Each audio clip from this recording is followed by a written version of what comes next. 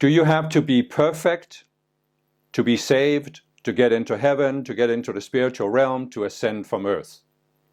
That is a really important question to consider at a certain level of your spiritual path.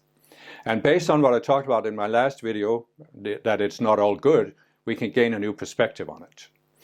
I have in my other series of videos about how the world works, I've talked about the existence of certain dark forces who are trying to derail our spiritual progress, who are really trying to prevent us from manifesting these higher levels of consciousness where we see the unity behind all form. I've called it the Christ consciousness, but you can call it other names, higher awareness, for example, if you want to be neutral.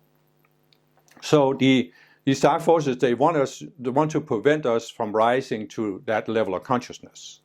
And I've explained also how what they have done in the world is they have projected this very, very heavy projection that everything has to be evaluated based on a standard, a dualistic standard with two opposite polarities. There's right and wrong, there's good and evil, there's perfect and imperfect. And perfectionism is really a very, very insidious concept that has been projected upon humankind. And it has been, especially projected through religion. Not all religions, but certainly the Judeo-Christian religions, the three monotheistic religions, they have projected this. Because what is the image of God that they give us? Well, it is that God is perfect. And then some of these religions also project that we human beings are not perfect, we are sinners. And this is a very, very heavy burden, because how do you ever gain entry into heaven? If God is perfect, then heaven is perfect, right? And we can all see that there are imperfections on earth. So clearly, the underlying message is that there's nothing you can do, because you can never make yourself perfect. You can never overcome being a sinner. And that's why you are put in this passive state. You need an external savior who's going to come and save you and take you to heaven. And there's nothing you can do other than be a member of this religion and follow its leaders. So you're powerless. But of course, the spiritual path is completely opposite to this. Because the spiritual path is that you are not powerless. There is something you can do to raise your consciousness until you qualify to go into heaven. The problem is that many of us who are spiritual people who grew up in a Judeo-Christian tradition, for example, we have, without realizing it, we have taken in over many lifetimes this projection from the dark forces of perfectionism. And we have now applied this to the spiritual path. It's not that we think we can never become perfect. It's that we actually think that by walking the spiritual path, we can become perfect. We can reach some level of perfection.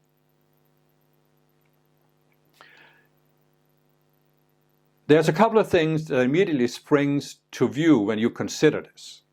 And the one thing is, what is perfectionism? What is perfect? What does it mean to be perfect? Can you please define for me what it means to be perfect? And I've never seen a definition that makes sense to me. I've never seen a definition that was consistent. In fact, I've never seen a definition that was any good. Okay?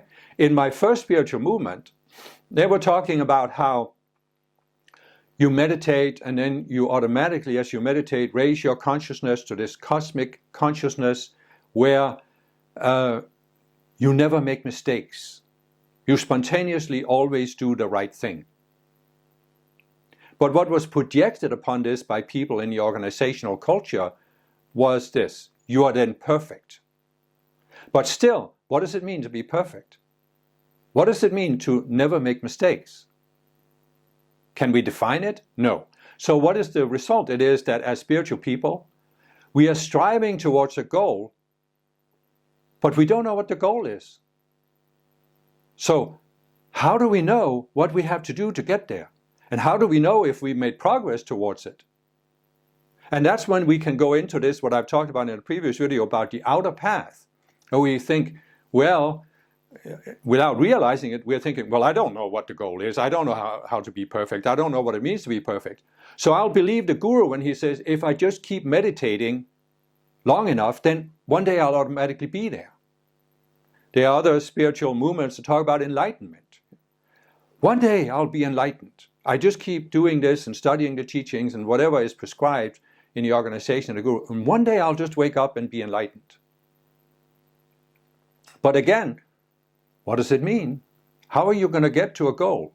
It's one thing, that you have a goal. Up there is a mountaintop. And I can see there's a certain path that leads up there that I can climb. So if I start climbing one step at a time, I can see, well, I can get there. But that's not what perfectionism does. Perfectionism says, there's a mountaintop up there in the fog, up there in the clouds. You can't see it, but if you just keep walking, you'll get there. Well, is that necessarily the case? What if there is no mountaintop? What if perfectionism is a complete illusion created by the dark forces who want to derail our spiritual progress? What if God or the ascended masters do not require us to be perfect in order to ascend? What if this idea of perfectionism is just an illusion created by the dark forces? As I said, it's just one dualistic polarity, and what does the duality consciousness do? It takes one dualistic polarity, and a dualistic polarity is not perfect, it's not absolute, it's relative to the other dualistic polarity. But then they elevate it to being absolute. So now perfectionism is it's the ultimate goal. But in my videos about how the world works, I have explained that there is no ultimate goal in our sphere. There is an ultimate goal to reach the creator consciousness, but even that is not a static state. You see, the problem with the way most people, especially in the Western world, think about perfectionism is that it's an ultimate state.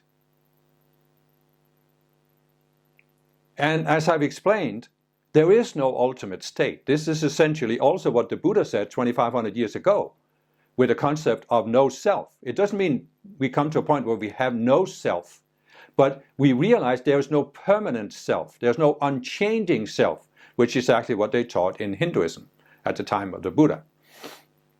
And which Christianity teaches that there's a soul that was created by God that's eternal.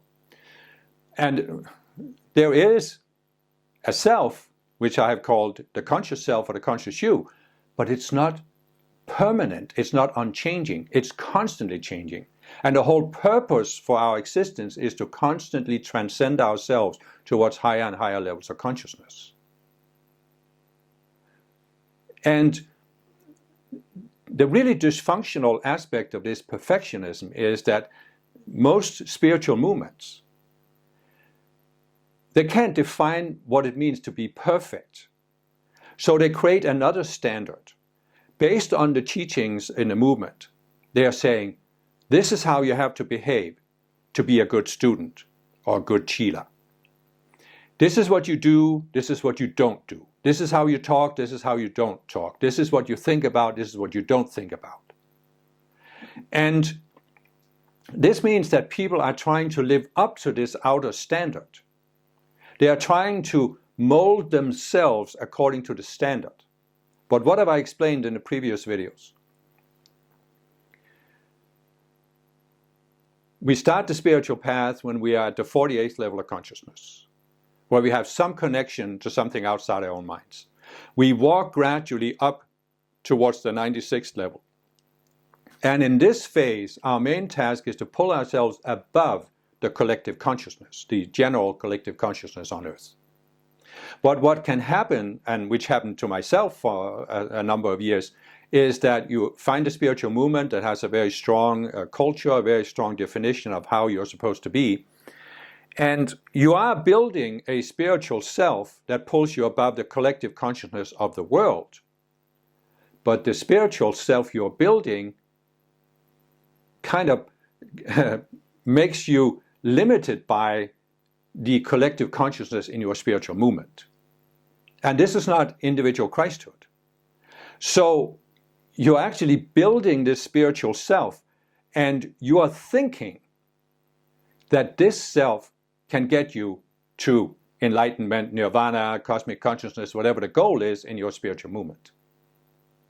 But it can't, because it's a separate self that's built in this world and in reaction to something in this world. Now, some people are going to say, yes, but our standard in our spiritual movement comes directly from this enlightened guru, and therefore it's the highest possible standard. But it's still in this world. It's still a standard for how you're supposed to behave in this world. And so what is actually happening is that you are getting rid of some of these subconscious selves that are tying you to the collective consciousness of mankind. But at the same time, you're building a new set of selves that are tying you to the collective consciousness in your spiritual movement. And this can only take you to a certain level, and then your progress stops. I have seen people who have been in the same spiritual movement for 30 years. And it seems to me they haven't made much progress in those 30 years. Because they have built this self that says, oh, this is all I need to do. This is where I need to be, and then I'll make it in the end. So what was really, really important for me was to come to the realization that the ascended masters have ascended because they let go of everything on earth. All of these cells we can build on earth, they let go of them. That's why they are valuable to me, because they are my ultimate frame of reference for, have I let go of myself, or do I still have a self that's left? When I tune in to the Ascended Masters in a specific incident where I'm considering why did I react that way, I can get a frame of reference from them that allows me to see, oh, it was a self that caused me to react. And then I can work on letting it go. But this is not perfectionism. I'm not striving to become perfect. I'm striving to reach the 144th level of consciousness where I can let go of everything on earth, including the desire to be perfect, including the idea that I have to be perfect. I can just let it die. We can put it this way, that I've said it before. Jesus said, only the person who descends from heaven can ascend back to heaven. Well, the person or being that descended from heaven is the conscious self, the conscious you. It descended with pure awareness, meaning it didn't have any outer selves before it descended. It was selfless. It had a sense, I exist, but it didn't have a specific self, like a specific personality, specific beliefs or ideas. And so in order to have the experience that we can have on earth, we took on all of these selves. As I said, you take on certain selves to get down to the 48th level of consciousness where you can take embodiment. And then from there, you start creating selves in reaction to the conditions you meet on earth. And this is fine. This is part of what we're meant to do. This is what I've called the immersion phase, where we immerse ourselves in life on earth. But in order to get back up to ultimate oneness with the higher self and ascend, we have to shed all the selves we have created in this world, in reaction to this world, so that we get back to the state of purity we had. That state of purity can't be put on a dualistic scale. It's meaningless to say it was perfect. It was neither perfect nor imperfect, because it was beyond any dualistic scale where there are two divisions. It just was what it was. It was pure awareness. It's the only word I can find. It doesn't really describe it. It actually is a non-description. Because what it really means is you can't put into words the state of mind you were in, other than you could call it innocence. You were innocent. And so you have experiences on earth by taking on a self and experiencing yourself and the world through that self. But in order to get back out of embodiment and ascend, you have to let go of all these selves. So that's why, the whole idea that in order to get into heaven, you have to be perfect is completely false. It's created by these dark forces, these fallen beings who want to derail our progress. And you can see so many people out there, Christians who are always trying to live up to their idea what it means to be a good Christian, spiritual people who are trying to live up to their idea what it means to be a good Chela. And the other aspect of this is that if you have this idea that you have to be perfect, you become very, very judgmental of yourself. Because you're in this constant state of tension. And I was in that when I first found the spiritual path, because I really wanted to be a good student, and I had a very hazy idea what it meant to be a good student, but I was still trying to live up to it. But there was always this risk that I could make a mistake, and then I suddenly wasn't a good student anymore. And it's always this either or, all or nothing, because perfectionism, it's all or nothing. Either you are perfect or you're not good enough. I mean, there's nothing in between here. There's no room for saying, oh, I'm okay. No, if you're not perfect, you're not okay. You're lacking. So you can have this deficit approach to the spiritual path. And I had it for many years. I met many people who had it. I met many people who are extremely judgmental of themselves when they made a mistake. But the problem is, of course, the more judgmental you become, the harder it becomes to admit you have made a mistake. And if you can't admit you made a mistake, how can you correct it? Right? The Ascended Masters, they don't even think in terms of mistakes. They're not judging us. Oh, he made a mistake. He needs to be punished. They're not thinking that way. You conducted an experiment. To the Ascended Masters, they look at it. Everything we do on earth is an experiment. And it's not a matter of was the experiment right or wrong. The experiment was, what effect did it have on your state of consciousness? Did it help you grow and transcend your current level of consciousness? Or did it keep you trapped, made you more trapped in your current level of consciousness? So think about this. You do something, you conduct an experiment. If you have this perfectionism in your mind, you must evaluate everything based on it. And therefore you're thinking, it was either right or it was wrong. It was either perfect or it was not good enough. Right? So, but the more trapped you are in this perfectionism, the harder it becomes to admit that, because you think you have to admit, I did something wrong. And it's unbearable because that means I'm not perfect. Right? What the Masters are saying, just admit this wasn't the result you wanted. It wasn't the highest possible result. And then you correct yourself. You correct your state of mind, and then you conduct a new experiment where you can do better. But the perfectionist attitude makes you think, I made a mistake. And if you can't bear the feeling that you are a failure because you made a mistake, you won't admit it. You won't admit it was a mistake. So then what you do, you'd use the duality consciousness to try to justify and explain away why it wasn't a mistake after all. And what does that do? It keeps you trapped in the duality consciousness. It creates another self that keeps you trapped in this state of separation. What the Masters want you to do is say, okay, I see that wasn't really the result I wanted. How can I correct it? How can I get a better result in my next experiment? There's no sense of guilt. There's no sense of condemnation from the Ascended Masters. And when I realized that was when I could start looking at this, looking at these selves that I had that are always judging myself, always condemning myself. And I could start gradually unraveling them, as I've talked about in some of my other videos, where I came to accept myself. I came to realize there's nothing wrong with me.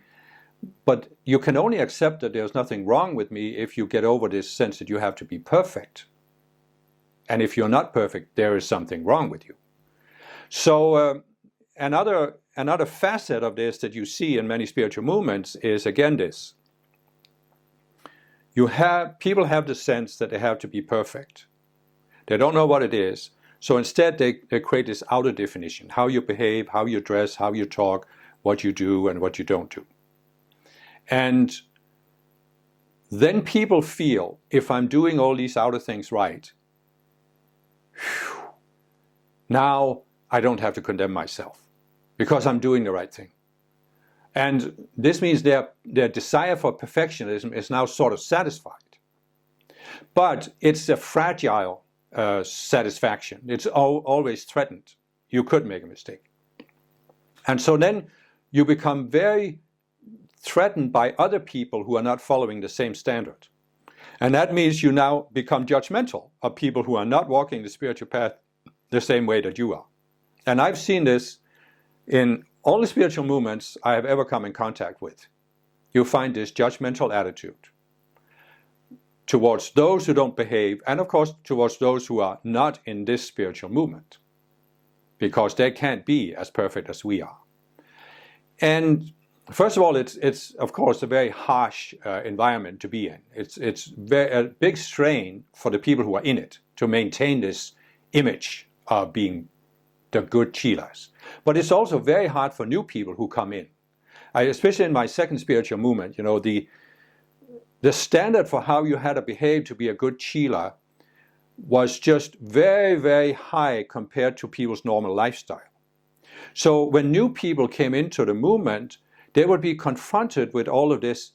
Oh yeah, you're not supposed to wear black clothes or orange clothes or red clothes. You're not supposed to drive a red car because that attracts the dark forces, and you're not supposed to eat this and you're not supposed to eat that, and no alcohol, no smoking, no drugs, no this or that, And so all of these, there was such a high barrier of entry that I realized at some point, how could you ever attract millions of people to a movement like this? And of course, this is okay if you don't have it as your goal, but my second spiritual movement actually had it as its goal to attract over 1 million people. But you could just see that how could this possibly be done? It just wasn't realistic. And of course, then you can see some spiritual movement and say, but it's okay, we don't want to attract many people because only those who are the most highly evolved can come into our movement. And this, of course, is the other aspect of perfectionism, is that perfectionism, it leads to the sense that you are special, you are superior to other people because you are willing to follow this standard and they are not. So in a sense, you can see some spiritual movements that are quite small, but they like it that way because the smaller the movement is, the more it proves that you have to be really special to go into it, and therefore they can feel they are very special. And again, you could say, okay, but people are allowed to have whatever experience they have. That's fine. I don't have a problem with it. All I'm saying is, I came to a point in myself where I saw these tendencies in myself. I looked at myself. I looked in the mirror and said, I see I have this desire to be special, to feel superior to others, to live up to this standard. And based on my frame of reference that I got from the Ascended Masters, I came to a point where I saw, it's all unreal. This is not going to get me to heaven. I cannot ascend with this self that feels it's so special. I cannot ascend with this. In order for me to ascend, it has to go. It just has to go because I experience from the Ascended Masters, they don't have this kind of a self. They don't have a standard of perfection. They're not judging me based on a standard of perfection. I experienced this from the Masters, and I just decided I got to work on this, and it took me years to work through it.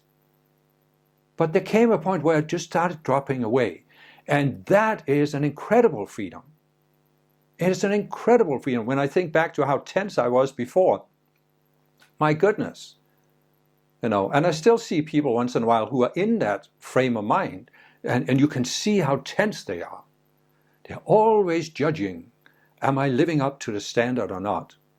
But as I said, how can you define perfection? And this is why I explained in my videos about how the world works. This is what the fallen beings want to do. They want to put us in a catch-22, in an impossible situation. They would rather we didn't find the spiritual path. They do whatever they can to prevent us from finding a spiritual movement, a spiritual teaching, and deciding to walk the path. But if they can't prevent us from doing that, they are trying to derail our progress. And one of the ways they do this is to make us strive towards this impossible goal. And one way to have an impossible goal is a goal that isn't clearly defined, that nobody can really define. Another way is to say that if you follow the outer standard, then you will reach the goal one day, even though the goal isn't clearly defined. But as I have tried to explain in all of my videos, the spiritual path is a gradual, step-by-step process. Very simple, very systematic. You start at the 48th level of consciousness. You see through one illusion, you see one subconscious self. You separate yourself from it, you let it die. Then you go to the 49th level. At the 49th level, there's another illusion, another separate self that you need to see and let die. Then you go to the 50th level. And for each level, you have the ability to see the illusion you need to overcome at that level by using the Christ consciousness as I described in one of my World Works videos. You have that ability. So you can walk that path step by step by step. But this is another fallacy of perfectionism, where instead of the step-by-step doable path, it seems like there's always a gap. There's a gap between where I am and perfect, because, perfect is perfect. It's the ultimate state. So people are then striving towards someday they will awaken. Someday they'll be enlightened. It will just happen magically. And that's another outcome of this idea that one day something will happen and you're perfect. But as I said, you don't need to be perfect. You just need to reach the 144th level of consciousness where you're back to the state of innocence, back to the state of pure awareness. Then you can stand there at the 144th level. You can look back at Earth. Is there anything that pulls you back? Is there anything that you haven't experienced, you haven't done, anything you feel is unresolved? And if there isn't, you can turn around and you can make that choice to enter the ascended realm. But if you're standing there, you let go of everything else, but you're still wondering, am I perfect? Am I perfect enough to ascend? Well, that's that one last thing then. You're going to have to resolve that somehow. But here's the trick. What the fallen beings and the separate selves are always projecting is there is only one way to resolve the dilemma of perfectionism. That is to become perfect. And the magic of the teaching I have given you about these separate selves is, this is a complete lie. There is only one way to resolve the dilemma of perfectionism, and that is to see that it comes from a separate self, and the separate self is not you. It is not who you are, and therefore you can let that self die. And when you let the perfectionist self die, you experience, you don't have to be perfect to get into heaven. Because there was no standard that could be defined on earth that will get you to the ascended realm. It's by letting go of all the standards that you get to the ascended realm. And this is the magic. The selves project, as self projects, there's a problem you have to solve. But the only way to overcome the problem is to see that the problem is unreal, that the self is unreal. And instead of trying to solve the problem, instead of trying to become perfect, you just let the self die. And you see, it was all an illusion. It was a complete illusion. And that is what makes you free.